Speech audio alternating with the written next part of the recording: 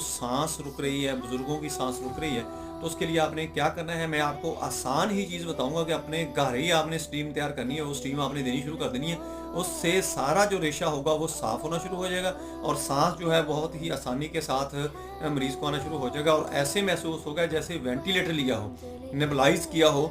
आपको नेबुलाइजर लेने की ज़रूरत नहीं पड़ेगी, उसी से आप ठीक हो जाएंगे इंशाल्लाह। और जो जो चीज़ें आपने इस्तेमाल करनी है, जो मेडिसिन इस्तेमाल करनी है, वो भी मैं आपको आगे जाके बताऊंगा। आपने वो सारी चीज़ों पर आपने अमल करना है, आपको बहुत ज़्यादा फ़ायदा होगा। सबसे पहले आपने ये करना है कि आपने ये मेरी वीडियो जो है वो आगे लोगों के अंदर शेयर कर देनी है, ताकि जिन लोगों तक मेरी वीडियो नहीं पहुंच रही है उन तक पहुंचना शुरू हो जाए। दोस्तों, मैं हूं डॉक्टर हफ्स मुख्तसर अंजम, आप देख रहे हैं यूट्यूब चैनल। मेरा आज का जो मौजू है वो है खांसी का इलाज, ड्राई कफ, थ्रोट इन्फेक्शन, जो भी मसला होगा, चेस्ट इन्फेक्शन, ब्रीथ प्रॉब्लम, ये सारे के सारे मसले हल हो जाएंगे। सबसे पहले